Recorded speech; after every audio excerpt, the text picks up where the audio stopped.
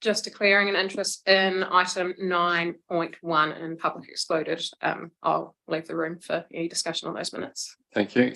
Okay, thank you. Sorry, point of order, Mr. Chair. I don't mean to be problematic, but I was going to raise at the time, we are considering minutes of a meeting that happened last December.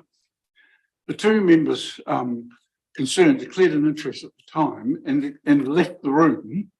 They took no part in discussion. They did not take part in the vote. Confirming the minutes cannot influence a decision. It cannot influence the outcome. They cannot change anything. They can't request any changes because they weren't here. In my view, it's entirely unnecessary for them to leave. They're perfectly welcome to stay. The exclusion was for the meeting. It wasn't for consideration of the minutes nearly a year later. Thank you, Councillor Hopkins. Well, I agree with you. It's actually up to individuals to make their decision as to whether they're going to declare an interest in an item, and they've chosen to do that. So I won't allow your point of order. But thank you. Right, nothing else on declarations of interest.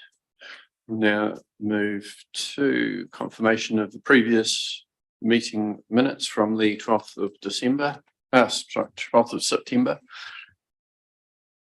Getting through the year fast enough without going ahead. Councillor Hopkins. I'm happy to move confirmation with 3 amendments, 2 grammatical and 1 a matter of meaning.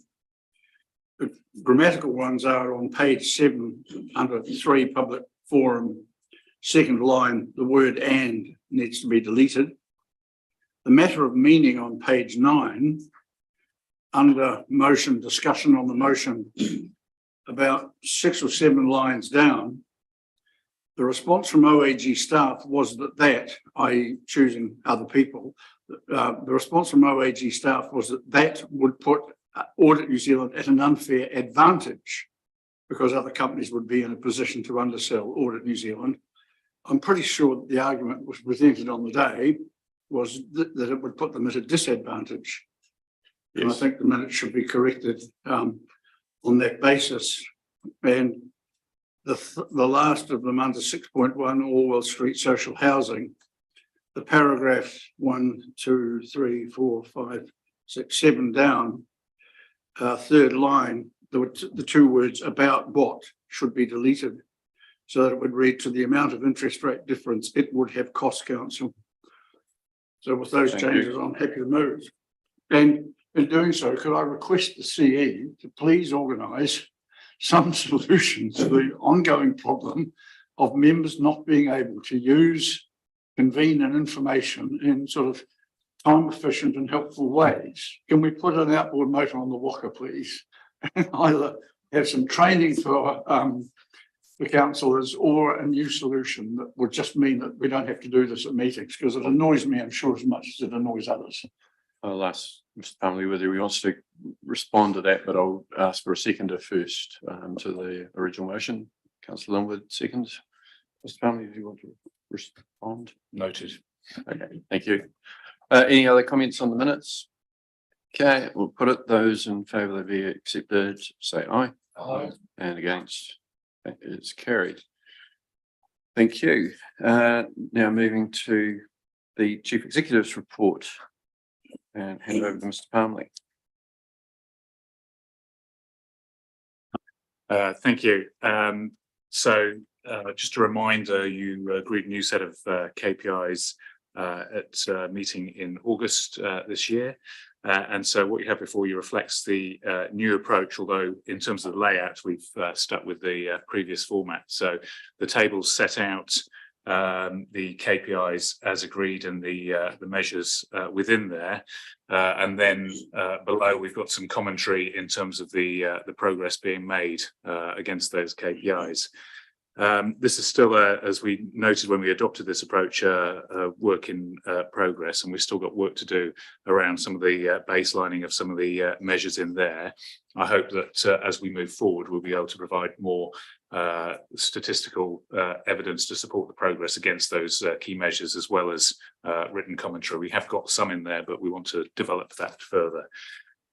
Just to highlight a couple of things in there, I'm not going to go through all of the report, but some really good progress in a variety of areas. To note the Te Ao Māori professionals course, which has now commenced, which is open to all the team across the organisation, governance team and the staff team, and has been well taken up. Some of us are making more progress on that than others, but we're all committed to doing that, which is good to see. Also progress within the economic development area and KPI, particularly the progress on land use, where we've had successful workshops with the farming community to start to take forward that area of work, and some good work around the placemaking. So the event around the Waitaki Super Sipper, which was the start of engaging businesses within Oamaru in terms of the place plan there, but also engagement with communities in Otumatata and Amarama over their place plans as well. And then finally, progress with the transformation, which phase 3 has now been adopted, and we started to commence that work, including the new approach to engagement, which will feed into the long-term plan, the place plans, the community board, community plans, and also into our transformation plans as well. I'll take the rest of the report as read and happy to answer any questions. Thank you very much. Councillors, any questions or comments? Councillor Hopkins. Thank you, Mr. Look, I've got 3, if you'll allow me. The first, on talking about the land use workshop. Can you tell us a bit more about the high value crops and if and when a trial might be taking place? Equally, I see on that same page, you mentioned that the vacant spaces in the CBD are being explored for activation. Is it possible to arrange for Mrs. Christensen to come and talk to us about that and the CBD revitalisation more generally? And finally, on the next page, page 22, you talk about the panel of 3 young people who'd left schools and pursued career paths in Waitaki, providing valuable insights at this leadership pathway breakfast. Again, is it possible for them perhaps to come and talk to us? I can't give you more details on the land use workshop at the moment. I know Councillor Thompson attended that, and the plan is to work with that group in terms of developing out the proposals further on that, and that will be reported in the activity update reports in terms of the details of that. And I'll hand over to Councillor Thompson in a minute to fill in a bit more detail on that. In terms of all the place plans, the intention is that those are discussed. Those come before elected members for discussion. Obviously, we've got an engaging approach on that, but we want a plan for each of those places to come before councillors and for you to have your input into that before we progress implementation of that. Leadership pathway, we can certainly invite those 3 young people to come and talk to us at some point to understand their perceptions. It's a really important area of work in terms of the skills that our local businesses need, but also retaining our young people within our community and our local economy and giving them the opportunities that they need. So we can certainly extend an invite to those young people. Thank you. Councillor Cowles. Thank you, Richard. It's a minor thing, but for people up the valley where I represent the Waitaki Super Sipper, Waitaki Super Sipper. It's a bit of a tongue tie. There was comment made. All of us in our surrounding areas are part of the Waitaki as well. And whilst it was focused around Oamaru, if we were doing it in Oamaru only, could it be the Oamaru? As the Waitaki, could everyone be involved? There's a number of businesses that brought it to my attention that they would have liked to be able to participate. They were already doing things like the weekly soups and those sorts of things, and they're very passionate Waitakians as well. So I'd just like to signal that it was felt there was a little bit Oamaru-centric. So I'd highlight two things really in response to that. It's the start of something, not the end of something, and maybe it should have been branded as Oamaru rather than Waitaki in this instance, because it did focus on that, and it was an important event, but also a means of starting to engage with businesses. I think we had some advantages in terms of Amarama and Otamatata, that there were already groups there to engage with, which were organised. So that's something that's not happened yet in Oamaru. So I think, there's some considerable advantage up the valley there already in terms of the placemaking plans and developing those with the local community. But the need to engage is going to be ongoing really in that process, and we'll be looking at other events and activities, including ones that are across the districts, really, and engaging all the businesses across the district. And I just also would like to thank the work that is happening up there with regards to that engagement. It's been really refreshing to see our groups up the Waitaki in Amarama, Kurea, and Otamatata, and we're working with the team in Duntroon, but Cindy and that have been very good at coming up and engaging, and I think we're making some really great progress. So I'd just like to note that as well. Thank you. Thank you very much. And sorry, I didn't ask you, Councillor Thompson, if you wish to add to the commentary on some of that rural work that's been going on. Thank you, Mr. Chair. The two specific fruits that were discussed at that meeting, Councillor Hopkins, were cherries and apples, as an example. And the discussion was very much around the benefits that Waitaki could derive from having a slightly different climate to Central Otago, which would allow production out of sync with the main body of fruit growing. I happened to be there as a farmer. It was just coincidental that I'm a part-time councillor. I was there as a full-time farmer, but the exciting thing was the farmers that were there were actually striving for knowledge on which to base decisions that they would take ownership of, and they were having discussions around where they might put a 1 hectare trial plot or what they would do. So I think it was most valuable in terms of us being a facilitator rather than a provider. Thank you. Thank you very much for that. It's very helpful to know that detail. Councillors, any other questions or comments? Okay, would someone like to move? We receive the information. Councillor McCone, Councillor Cowles. Those in favour, please say aye. Aye. And against? That is carried. Now we move to item 6.1, which is the recommendations from the Performance Audit and Risk Committee. From their meeting on the late September there. Mr. Hope, do you want to speak to this one? Only very briefly. So matters I raised in the committee meeting that this is a relatively short-term strategy, as being the habit, and it is an area that we are looking to improve, and certainly improve the information that we're providing to the committee to have a slightly longer term focus in terms of debt requirements and how we're going to fund that. Otherwise, it's just something we need for the next quarter. Thank you. Thank you. Any questions? Is someone happy to move the recommendation? Deputy Mayor Halalele and Councillor Hopkins. I saw you first, Councillor Hopkins. You'll do. Okay.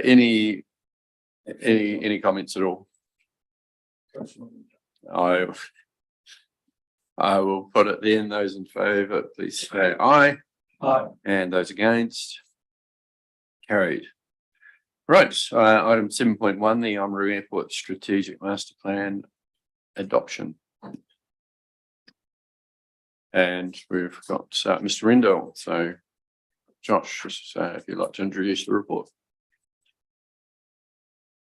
Thank you, Chair. And thank you very much for the opportunity to speak to the report. Obviously, today we're here to consider the Oamaru airport strategic master plan and determine whether council wishes to adopt the master plan as it is, make amendments, or choose not to adopt it at this point in time. The development of the master plan was assigned to our chief executive as one of his KPIs. The master plan was intended to consider the current use of the airport and how it could be further developed to maximise the return to the community. The analysis undertaken through the development of the strategic master plan indicated that the airport is operating in a manner that requires a direct contribution from rates to meet the cost of operation and infrastructure for the airport. The intent through the master plan is to have the situation reversed, where income derived from the airport land, which includes substantial farming operations from which council receive income from leases, would contribute more widely to the community. One of the issues found through the development of the plan was that as an airport owner, we have significant liability in a number of areas in which we weren't fully educated. We're also in a position where the right avenues for marketing to prospective tenants and commercialising airport operations is not an area we can contribute focus to due to our work program. As such, we're recommending that council consider seeking partnerships from third parties to manage the airport operations for us, both with respect to fully commercialising the airport to receive some income where we can, as well as ensuring that we as an airport owner meet our obligations and responsibilities. Thank you very much for the opportunity to speak to the paper. Happy to hand over to any questions. Thank you. And do we have any questions?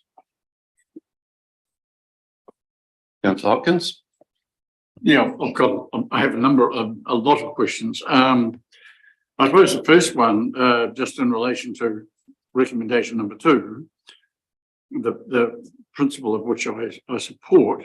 The report doesn't give us any indicative information about potential costs of that approach, given the concern about the airport being allegedly financially unsustainable.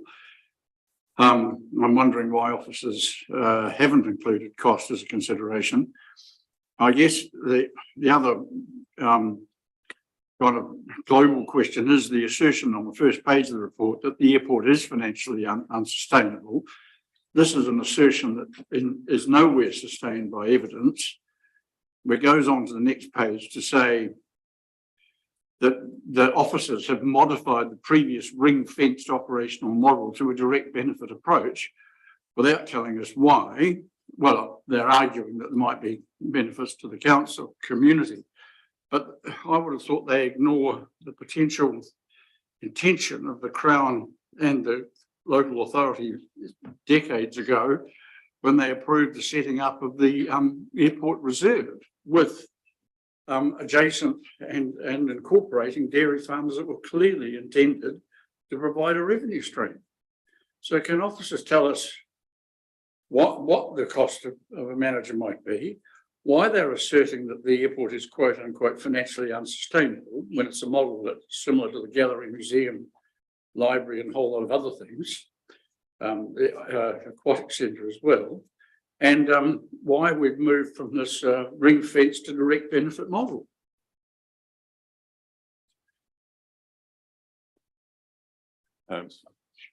Josh, you can address that. Yes, yeah. Thank you very much for the questions. My apologies for the delay in response. I was just making note of the questions to make sure that I could answer them. In terms of the cost to engage with and partner with someone to manage the airport operations on our behalf, we don't yet know. Hence obviously it not being noted. The cost of operation and how a partnership would work would obviously be a key component of an expression of interest process, whereby we would look to maximise the potential return to council and obviously select the right partner on that basis. In terms of the commentary around the airport being unsustainable, or the financially unsustainable, my apologies. The intent of the airport was obviously for it to be ring fenced and for all costs associated with the airport to be met by the income derived from all of the airport assets, which obviously includes the houses as well as the land that's at that site. Through the analysis that we undertook through the master plan, it showed that the cost, the income we received from the airport did not meet the operational costs, including depreciation costs of running the airport, hence the commentary around it being unsustainable. As far as us amending the ring fence model, it purely supplementary income needed to be had, otherwise we were falling deeper into debt. Hence the change. There's been no official change, but the modelling suggesting that we are falling deeper and deeper into debt. So we're in a position where we're going to need to top up airport operation costs from ratepayers' funds if we don't change something. Thank you, Mr. Parnley. Yeah, I just wanted to add a couple of points to that really, and I think probably more correctly, the report should have said that the airport is not financially self-sustaining, and given that the objective is for the agreed objective of the council is for the airport to be self-sustaining, to fund its own operations. That's why the term "it's unsustainable" is used in there, and that there is the information in the report there that shows that essentially ratepayer funding is going into supporting the operations of the airport. And in terms of the second recommendation around expressions of interest, this is effectively testing the market. We've heard informally there are people interested in partnering with the council to operate the airport. We've had many discussions about the need to focus on our core business and what we're good at, and it sets out in the report that we don't have the expertise to run airports. I think this agreeing recommendation to there would allow us to test the market, and then for council to consider the relative merits of whatever propositions come forward and whether they offer sufficient in terms of bringing both that expertise and a commercial approach, and are able to deliver the other benefits you want to see for this community and this economy from the airport. It's not a commitment to go down that route, it's a commitment to explore who's out there and what they might offer to the council and the community in this regard. I'll just go to Councillor Ryan next, and then Councillor McCone, and then Councillor Blackler. Thank you. I just had a question around how the group of airports for the survey on the user charges comparison were chosen, just with Oamaru being at the bottom of the list. I noted that there's a lot of airports that have lower or no landing fees included. Were not included, sorry. And I just wonder whether I guess some of my thoughts are around, I guess, the strategic advantage of the farm lease to keep the fees low and attract more use, and not really mentioning the indirect benefits there, but just interested in how they were chosen and why, I guess, those who have lower fees than Oamaru were not included.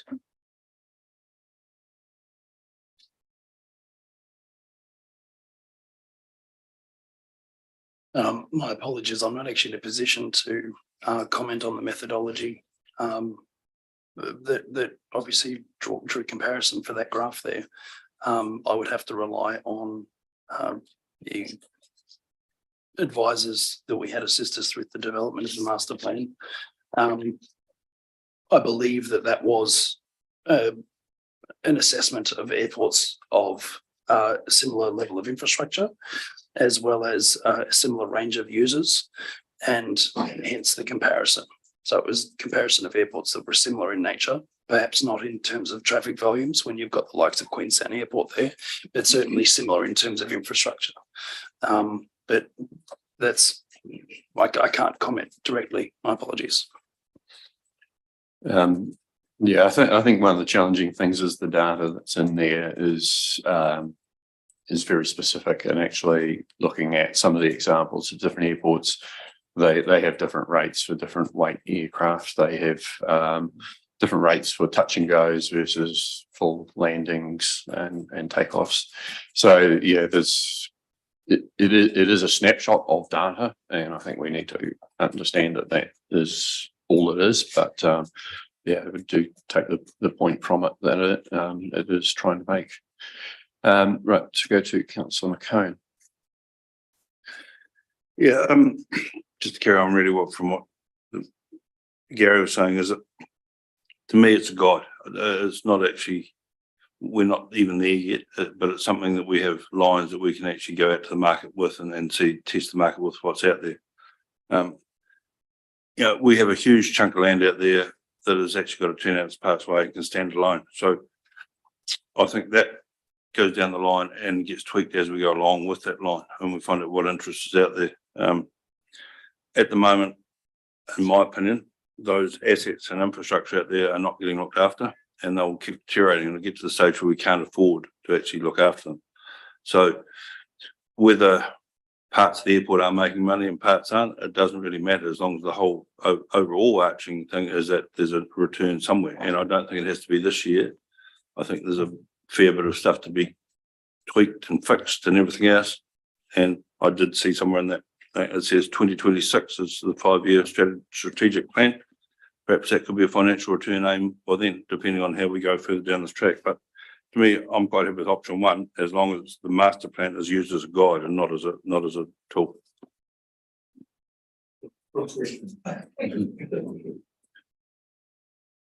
Yes, there's the answer to that. Councillor Fletcher. Thank you, Mr. Mayor. I just had two questions. And the first one was along the lines of, if we went down the option one path, will the expressions of interest be centered around any specific criteria, or be open open to a wider range of potential ideas and proposals? And secondly, what, if we are successful in establishing that result, what will we do with the overhead savings, if you like, to ensure that they're actually realised and not just spread amongst the other groups within the organisation?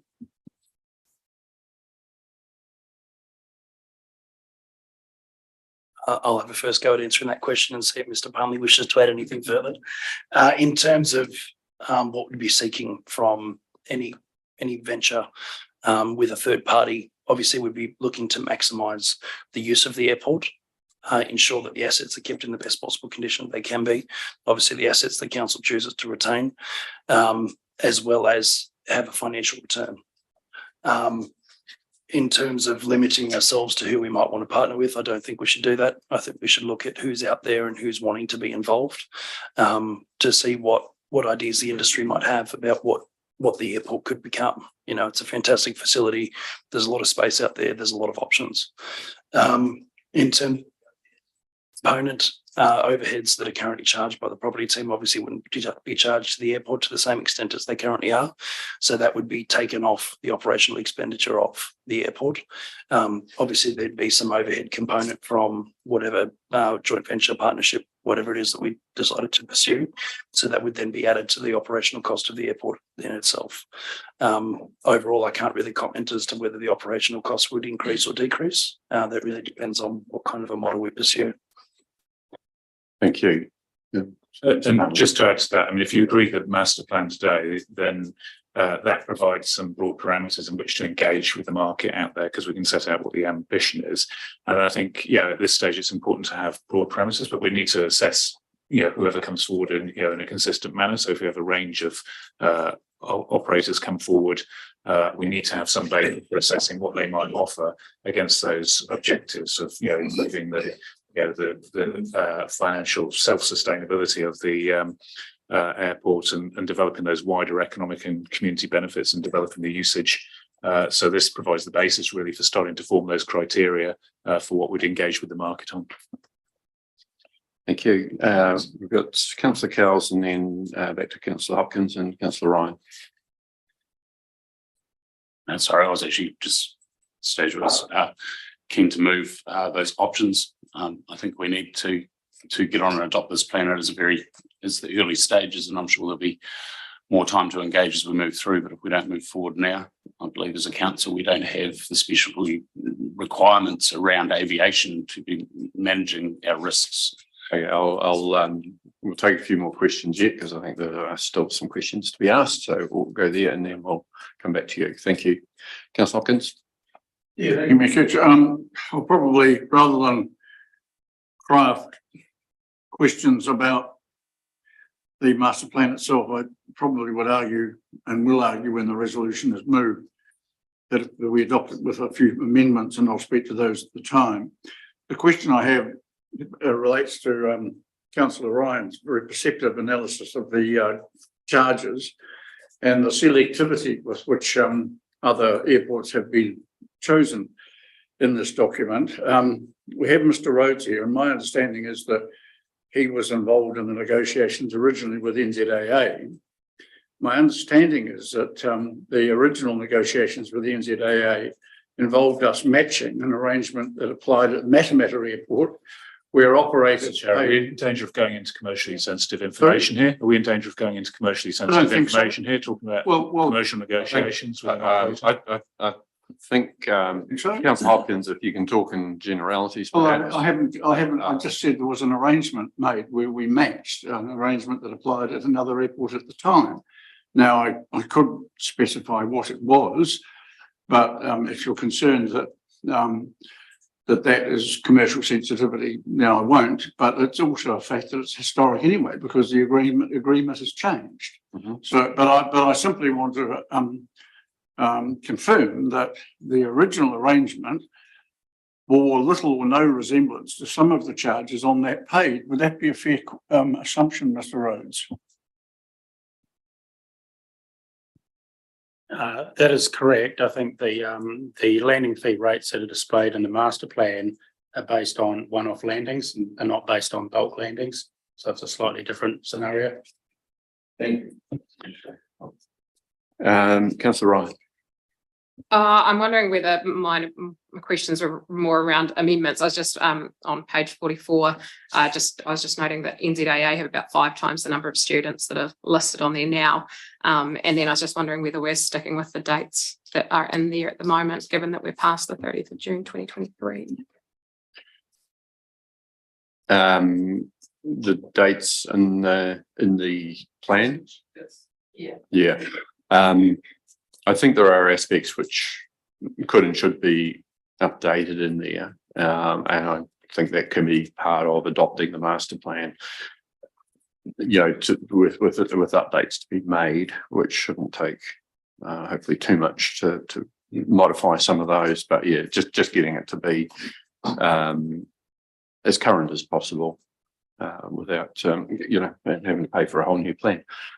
So yeah, we can certainly consider that as part of a motion, perhaps, if Councillor Kells is willing to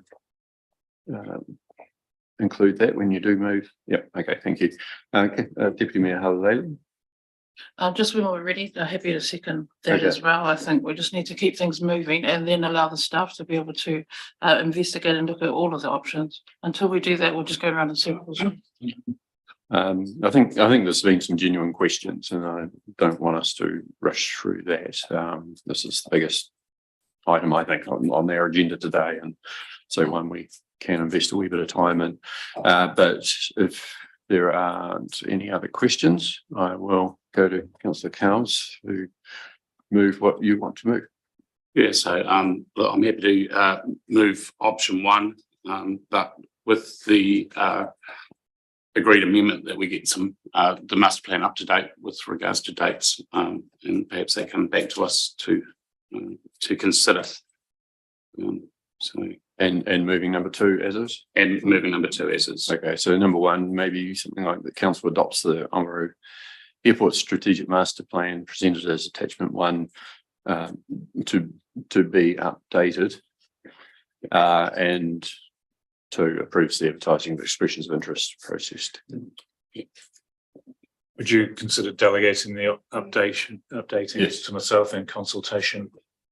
To be up with the updated information to be approved by the CE and META. Yeah, okay. I'm happy with that. Thank you. And seconded, Deputy Mayor. Thank you. Do you wish to speak to the motion to start with? Yeah, look, just echoing Hannah's discussion, we've already sort of addressed at the higher level that we need to do something with the airport. I'm sure once the expression of interest comes back, that there'll be a number of more questions and opportunities for us to look at what is possible with the airport, and this plan as a whole is likely to probably have some amendments depending on what sort of options come back to us. But if we don't get it out there and get started, I think yeah, we'll just end up going around in circles again. Thank you. Councillor McCone and then Councillor Hopkins. So does that mean we can still use it as a guide, the way that's termed? Right, yeah, no, thank you. Councillor Hopkins. Yeah, Mayor Gusher, thank you. My view is that, generally speaking, I'm relieved and thrilled to see us with a master plan in front of us, and I'm more than happy to support option 2 as well. However, I do think in addition to the updating, I would like to see a few quite significant, well, important amendments to the master plan. I draw councillors' attention to paragraph 8 on page 56, management and governance role clarity. It speaks of the absence of a strategic plan combined with inconsistency, requires greater clarity of the decision-making role between council staff and elected members. And it goes on to say, essentially in the 3rd paragraph, this document provides a single reference point that will help council staff and elected members with regard to consistent management and decision-making. Council staff will have clarity regarding council's goals. Empowering staff with business and operational decision-making will result in greater consistency. I'm sorry, while reducing the burden on elected members. Basically, that's a very bureaucratic way of saying, nap off, we're running this show, you've got nothing to do with it. And I would suggest that we simply delete 8 altogether. I'd also like to see on the next page, 58, the mission statement amended to read, Oamaru Airport will contribute directly and indirectly to the economic growth of the region. And I question the 2 goals on pages 61 and 62 and ask whether, as they are worded, they are actually setting the airport up to fail. Now, I think saying goal 2, Oamaru Airport produces a net operating return by 30 June 2024. That's about 7, 8 months away. And the next one says Oamaru Airport provides a direct benefit to the community by 30 June 2026. Arguably closer to being achievable, but in my view, both of those goals are not likely to be met. And I believe they should be made more conditional. So I'm proposing that we delete paragraph 8 on page 57. We amend the goal on vision and mission statement on page 58, and we mute or soften in some way, moderate in some way the 2 goals 1 and 2 on page 61 and 62, or goal 2 and goal 3 on 61 and 62. And if other councillors agree, then perhaps the resolution in front of us can read as it does now, but also with the words with amendments as agreed added.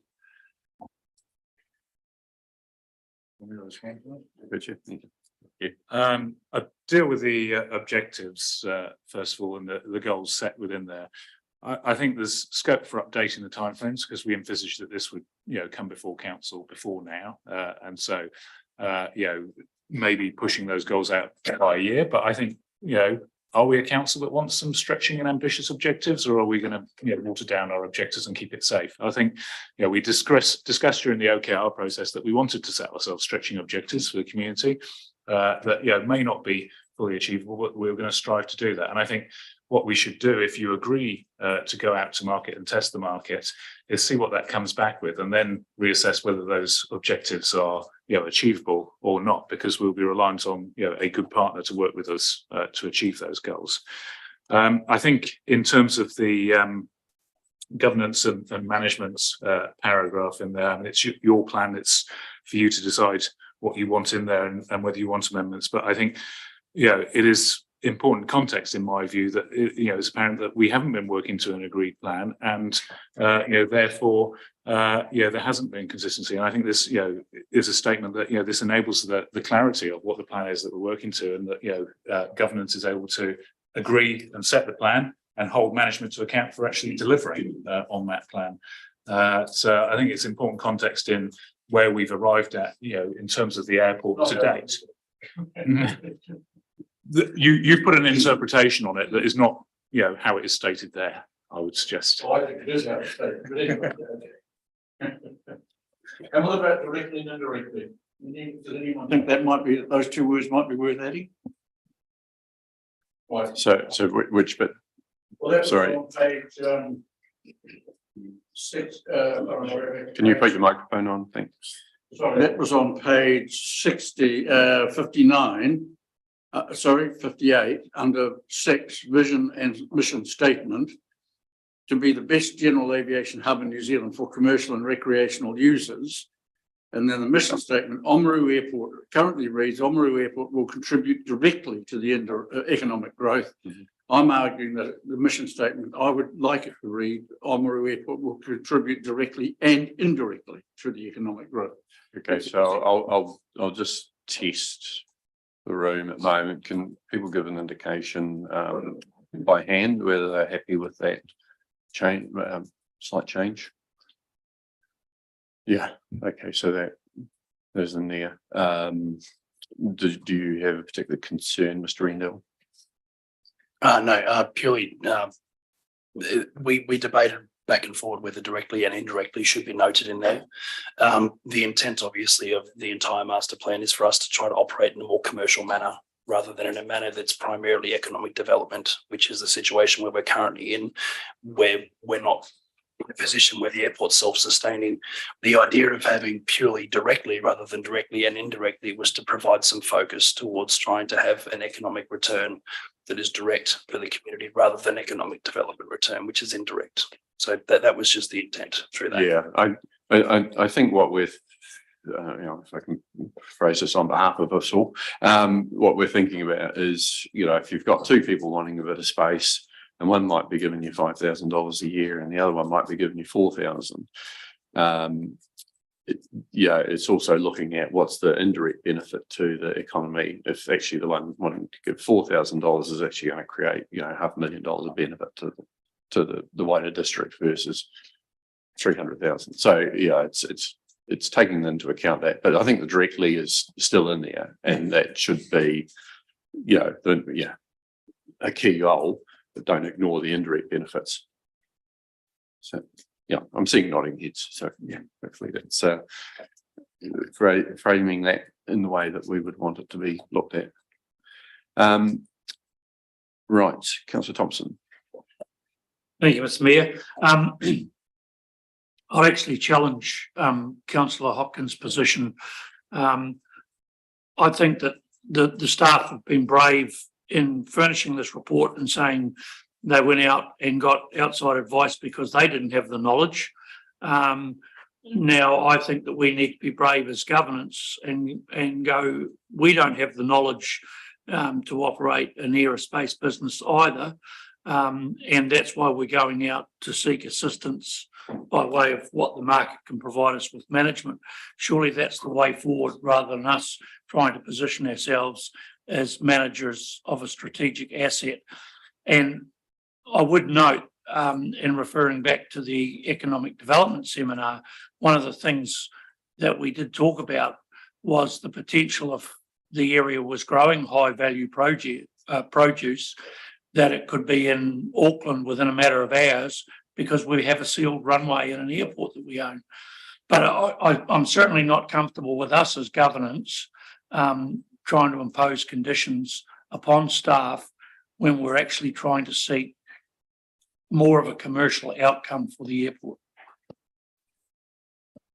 Okay, thank you. I'll just say a few words. I think this is a very necessary step and one that we've been wanting to make so that we actually can remove ourselves from the middle of some of the debates that have been happening.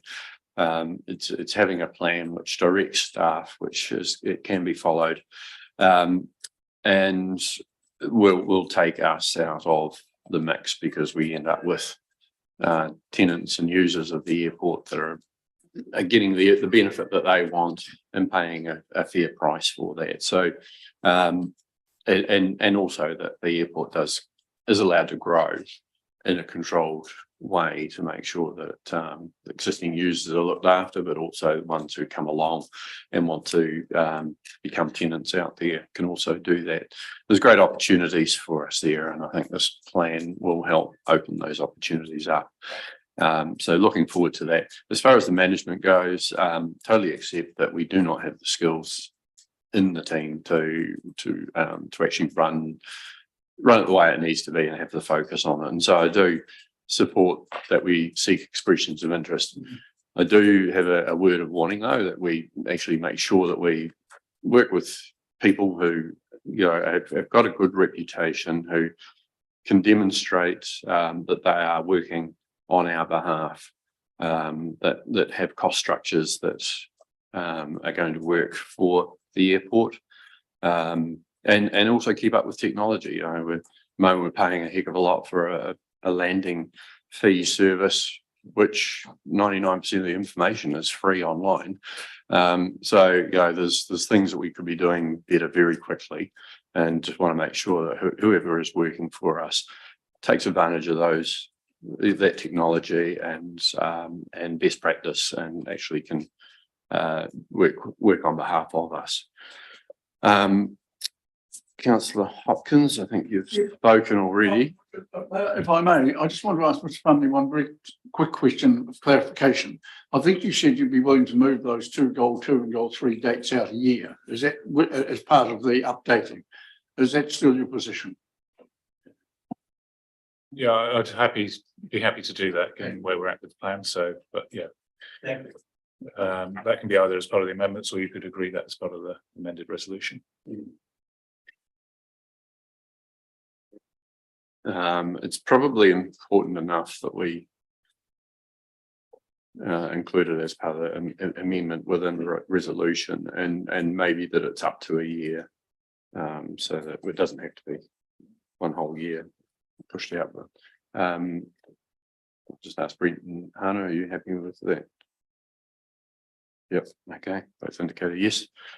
Okay. Anyone else wish to speak? Councillor Cowles, for a reply. Yeah, look, only we're having a discussion around some of the stuff, and you know, we can't expect perfection. We've got to move on with this. It's a good basis to get started on. We're going to have information come back to us, and again, I just feel we need to trust the staff to get on and make this happen, as we've been asking for a short while now. So yeah, well, I'll be happy to continue with that motion with those updates that we let me find, sorry, adopts the Oamaru Airport Strategic Master Plan presented as attachment 1 with updates to be agreed upon between the CEO and Mayor. With updates and amendments? Well, yes, sorry, with updates and amendments. Yep, I'm happy with that. And 2 as it stands. Please. Okay, everyone's clear on that? Okay, I'm going to put it. Those in favour, please say aye. Aye. Those against? That's carried. And just thank staff for all the work that they have done on this. It's another stepping stone towards being able to work a bit more efficiently and effectively. So thank you. Right, and with that, we'll now move to 7.2. The Transport Choices Program project, and we've got Mike Harrison joining us. Welcome, Mike, who's overseeing that project, but I'll get Mr. Rendell to introduce it. Thank you. Thank you very much, Your Worship. At a previous meeting of council endorsed the concept plans presented for improvements along State Highway 1 to ensure improved accessibility and safety outcomes for pedestrians, cyclists, and other non-motor vehicle road users. Since that time, there's been further revisions in the concept plans that are attached to the report provided, which includes the full signalisation of 2 intersections crossing the highway at Redcastle Road and at Arundel Street / Regina Lane. The full signalisation better reflects the aspirations council had originally intended in engaging in the Transport Choices program, which will provide much needed safety improvements for pedestrians, as well as providing an improvement in traffic flow for vehicles attempting to access the state highway from our local roads. This work is being fully funded by central government through the Climate Emergency Response Fund, which is aimed at reducing emissions through the reduction in vehicle kilometres travelled, of which, for us, in particular this project, safe access for school children to and from schools and home is a vital component. In addition, the time for delivery of the program has been increased by 12 months, which is greatly appreciated by officers, as well as I'm sure by tenderers. We're intending on tendering the works very, very shortly, and are presenting the revised designs to you today for your endorsement. Happy to take any questions. Councillor Thompson. Thank you, Mr. Mayor. These designs have been well flagged to members of the Transport Subcommittee. I would like to congratulate staff on a marvellous job in securing more than what we originally set out. And I'm more than happy to move option one, because I don't think that there's anything to be gained in relitigating the design today when it's been an ongoing process for some time. We've got some keen amateur engineers around the table here, so no, we'll see how we go. I'm sure there's some genuine questions that do need answers. So, Councillor McCone, you have a question? Okay, we'll go to Councillor Holding. I think if you just outline what the concerns are for the parking restriction 90-minute trials, but just explain it a bit further, please. Through the mayor. Yeah, that was the resident at particularly 1A Arundel Street and it's the first property onto Redcastle Road, and I was talking around with the vehicles that are parked there as part of businesses, supermarket and going to McRae's, that the vehicles are parked there for all day and quite significant lengths, I think 12-hour shifts, in many cases for the McRae's, and how it impacts on them directly. So they were asking for some limitations there so that they had a turnover on parks outside their direct properties. Thank you. And just supplementary, how do we see that being monitored, and what sort of costs would that come?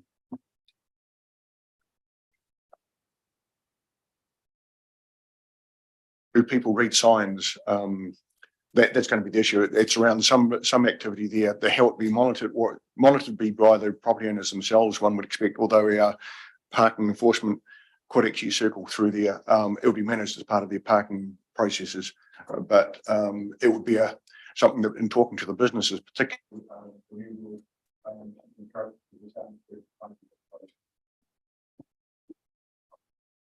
Yeah, I guess my concern would be whether it just shifts it a few parks along, but yeah, it's definitely, I think, talking to the businesses and trying to get them to encourage their staff to do the right thing is part of it. But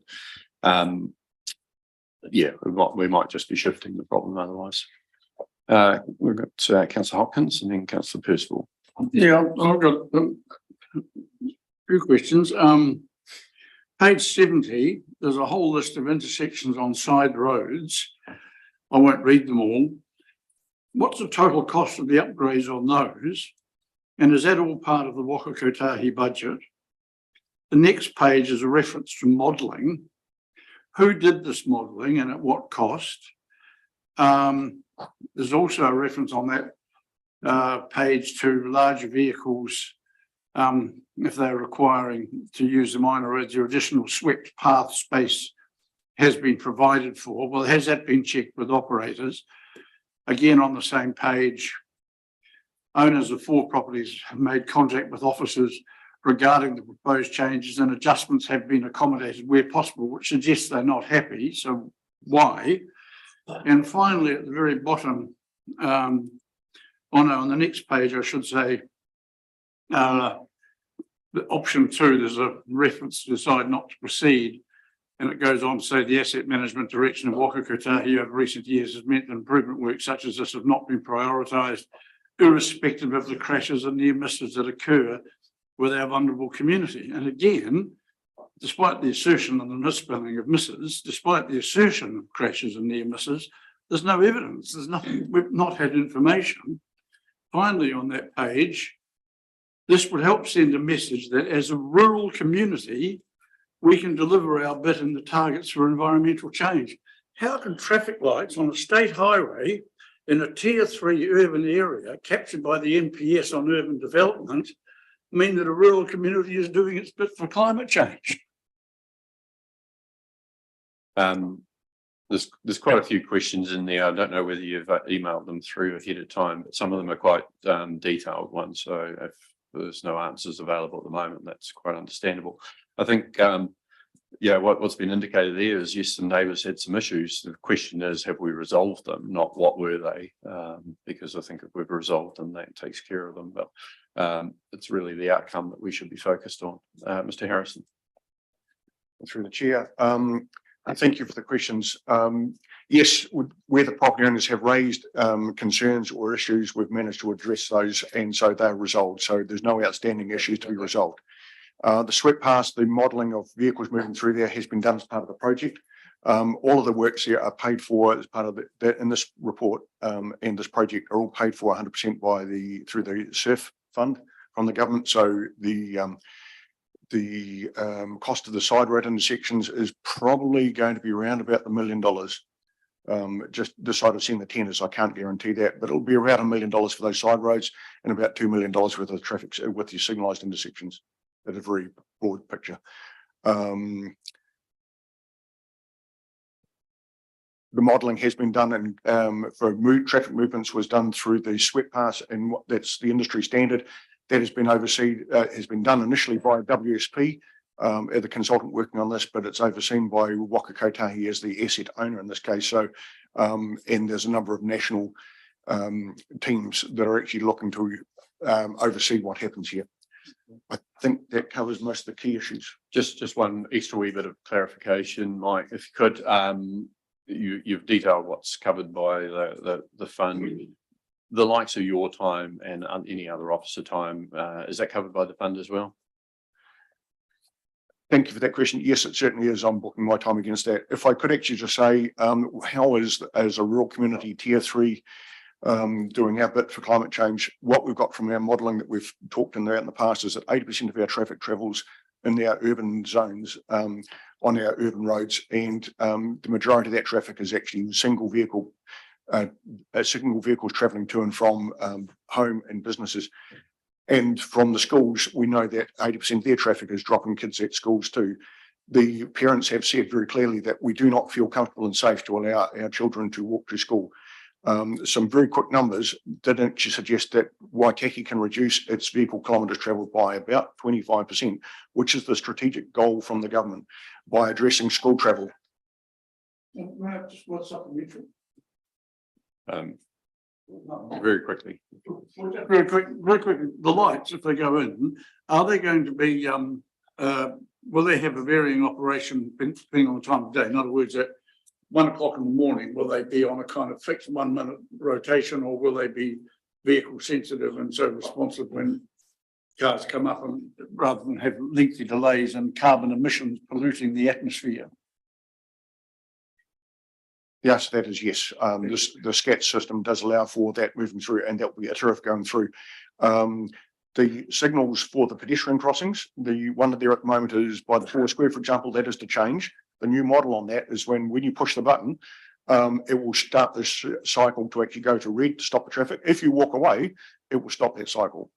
So there is some changes through there. Thank you. It's very helpful. Councillor Percival and then Deputy Mayor Halalei. Yeah, as Councillor Thompson mentioned, this has been a protracted exercise for so long.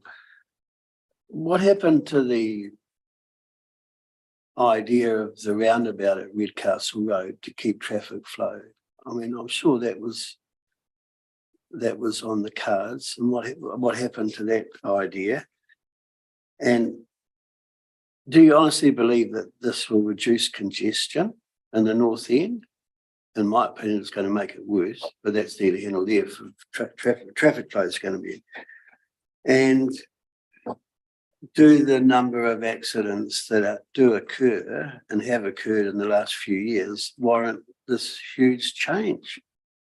Those are my 3 questions. Thank you for those questions through the chair. The roundabouts. Yes, roundabout options were considered at all of the intersections, and I'm happy to share those with you directly if you want, but it actually proved through that analysis that it created a less safe crossing for our vulnerable children and pedestrians. Also, the roundabouts would work right now on a traffic basis, but the congestion or the increasing traffic volumes that's predicted suggests that that would be short-lived and would end up going to traffic signals in a very short term. From an investment point of view, the traffic signals are less than the cost of doing roundabouts. It's not expected. The modelling of the intersection performance suggests that it will not increase the traffic queues running through it that are happening at the north end currently. They should actually decrease. They are expected to decrease because of the right turn bays that are provided for. And so that's congestion related matter. It is expected that it will not make the road more congested. And in any way, it suggests that the timing of the lights will actually create an opportunity for right turning traffic to clear the lanes, and it will actually improve it. If we can actually reduce the delays on the way through, it will actually affect the fuel use and time wastage. There's one more. And what's the number of accidents in this area over the last few years warrant the cost, warrant the investment in this project, even though it is coming from outside? But also, another question I'll put in now is who will be responsible for synchronisation of these lights? I believe at this stage, Oamaru is controlled from Dunedin. Is that correct?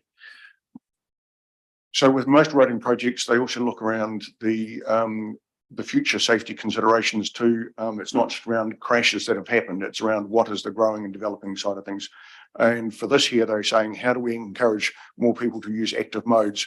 If we can reduce some of the traffic volumes, let actually decrease the number of cars on the road, it'll help the overall processes too. So it's multifaceted. I do not have the number of crashes on there, but the perception or the perceived safety is one that's actually affecting people. People's decision making and ability to make decisions. The controller lights for everywhere except for Auckland and Christchurch is done through the Wellington Transport Operations Centre nationally, and that is done where they monitor those. They measure those as performance. They've got video coverage on all of those, so they're looking at the lights, how they operate. They are in many ways connected together, but they, with the new signalising here, it will continue to be evolved and checked on the way through. Thank you very much. Deputy Mayor Hutherley. Yeah, thank you. Through the chair, I just want to thank the staff for putting this all together. I know that we have discussed this over and over again before, because I'm hearing familiar feedback, like from some of the questions that have been asked. I'm not sure if some of the councillors are actually listening with their eyes open, their ears open, or not.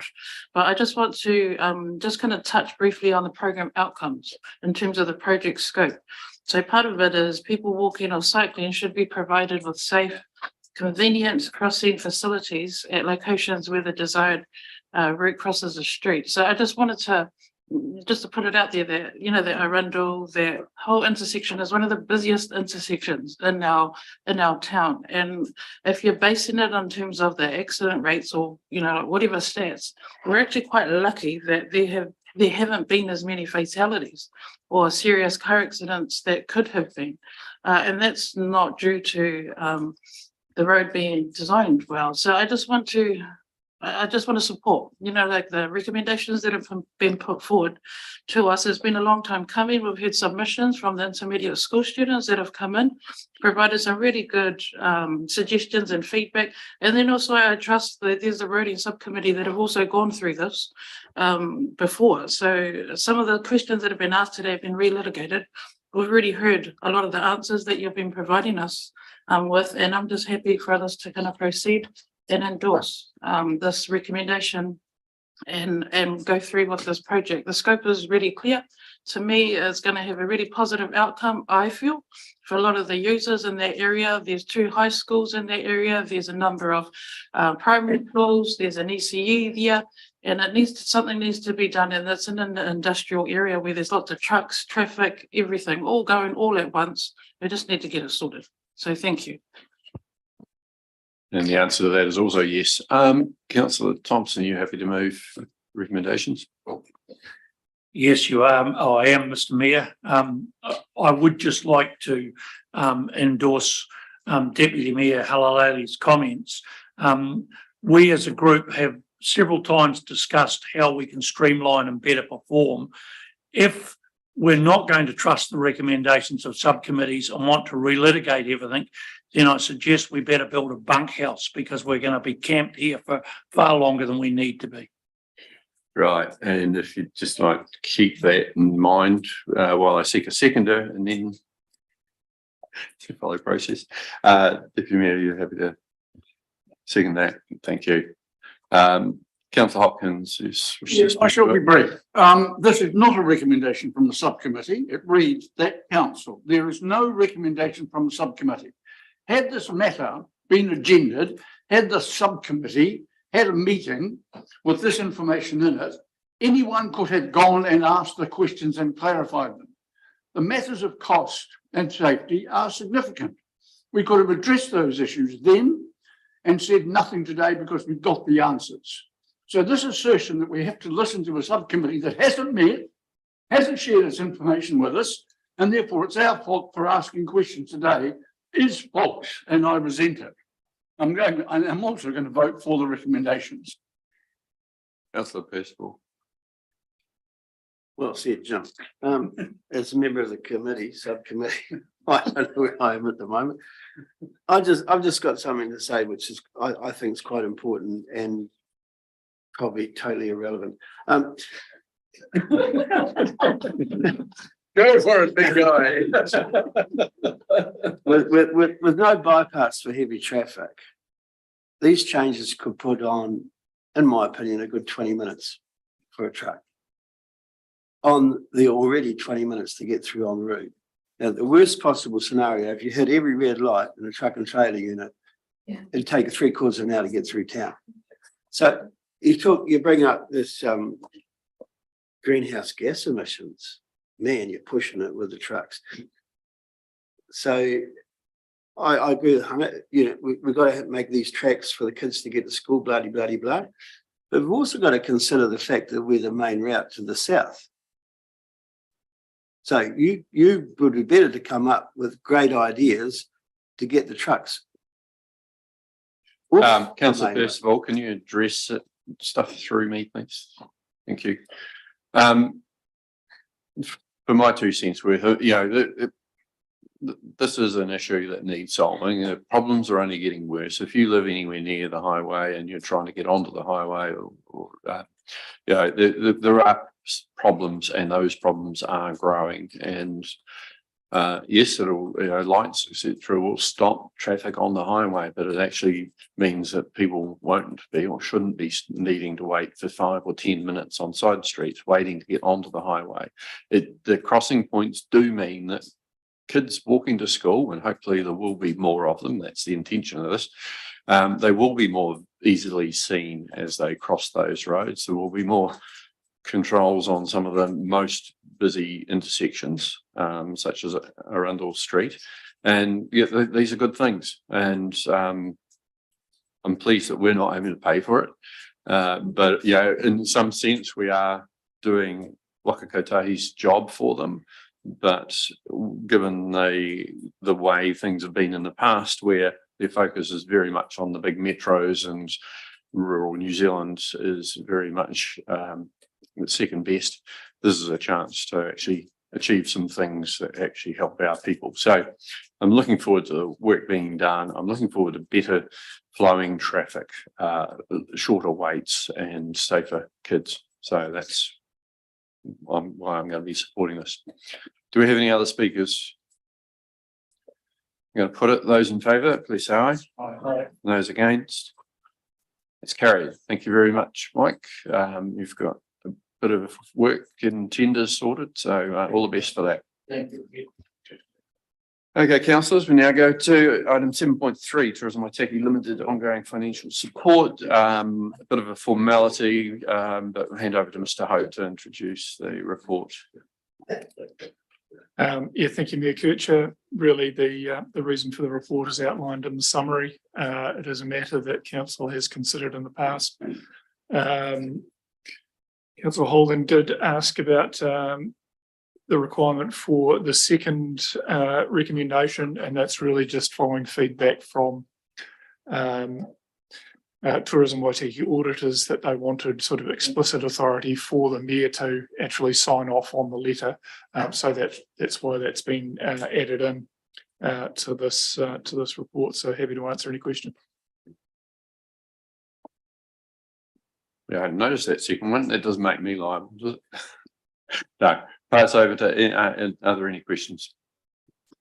Councillor Hopkins. Just one very quickly, I initially was a bit anxious about the words foreseeable future, but the last paragraph in the background information defines foreseeable future as a period of not less than 12 months. Are you satisfied that that's not too short or not too long? Yeah, I mean, this is just to meet the requirements of audit. So we've picked up their text. They've said that's the time frame that they're looking at. So you could just support that. I'm happy to move. Thank you, Councillor Hopkins, and seconding Councillor Cowles. Any further discussion? Put it. Those in favour, please say aye. Those against, carried. Right, we've got some recommendations from the CCO Shareholder Committee and a couple of sets of minutes in the public excluded session. I will just ask someone move that we go into public excluded. Councillor Holding and Deputy Mayor Halilele. Those in favour say aye.